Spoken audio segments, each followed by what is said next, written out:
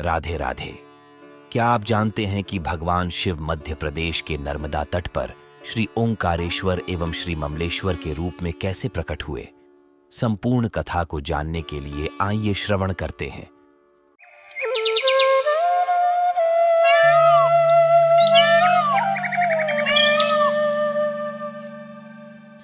श्री ओंकारेश्वर ज्योतिर्लिंग मध्य प्रदेश में पवित्र नर्मदा नदी के तट पर अवस्थित है। इस स्थान पर नर्मदा के दो धाराओं में विभक्त हो जाने से बीच में एक टापू सा बन गया है। इस टापू को मांधाता पर्वत या शिवपुरी कहते हैं। नदी की एक धारा इस पर्वत के उत्तर और दूसरी दक्षिण होकर बहती है। दक्षिण वाली धारा ही मुख्य धारा मानी जाती है। इसी मांधाता पर्वत पर श्री ओंकारेश्वर ज्योतिर्लिंग का मंदिर स्थित है। पूर्व काल में महाराज मांधाता ने इसी पर्वत पर अपनी तपस्या से भगवान शिव को प्रसन्न किया था। इसी से इस पर्वत को मांधाता पर्वत कहा जाने लगा। श्री ओंकारेश्वर ज्योतिर्लिंग के समीप ही महाराज मांधाता की गादी लगाई जाती है। इस ज्योतिर्लिंग मंदिर के भीतर दो कोठरियों से होकर जाना पड़ता है।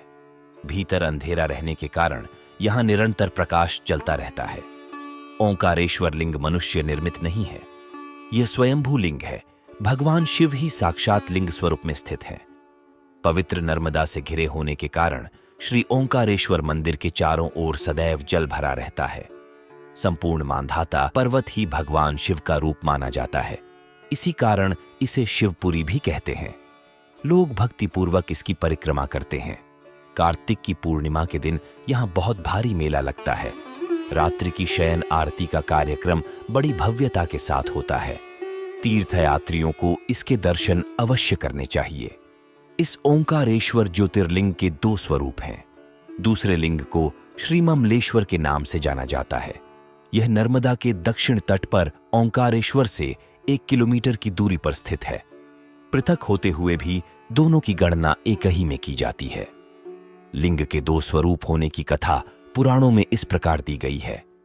एक बार विंध्य पर्वत ने पार्थिव अर्चना के साथ भगवान शिव की 6 मास तक कठिन उपासना की। उनकी इस उपासना से प्रसन्न होकर भूत भावन शंकर जी वहां प्रकट हुए। उन्होंने विंध्य को उनके मनोवांछित वर प्रदान किए।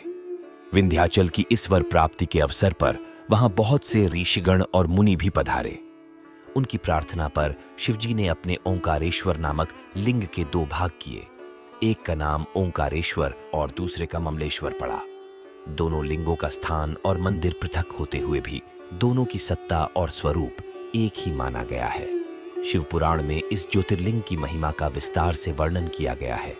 श्री ओंकारेश्वर और श्री ममलेश्वर के दर्शन का पुण्य बताते हुए नर्मदा स्नान के पावन फल का भी वर्णन किया गया है। प्रत्येक मनुष्य को इस क्षेत्र की यात्रा अवश्य ही करनी चाहिए। लौकिक पारलौकिक दोनों प्रकार के उत्तम फलों की प्राप्ति भगवान ओंकारेश्वर की कृपा से सहज ही हो जाती है। अर्थ, धर्म, काम, मोक्ष के सभी साधन उसके लिए सहज ही सुलभ हो जाते हैं। अंततः उसे लोकेश्वर महादेव भगवान शिव के परम धाम की प्राप्ति भी हो जाती है। भगवान शिव तो भक्तों पर अकारण ही कृपा करने वाले हैं। वह अवधरदानी हैं। फिर जो लोग यहां आकर उनके दर्शन करते हैं, उनके सौभाग्य के विषय में कहना ही क्या है। उनके लिए तो सभी प्रकार के उत्तम पुण्य मार्ग सदा सदा के लिए खुल जाते हैं।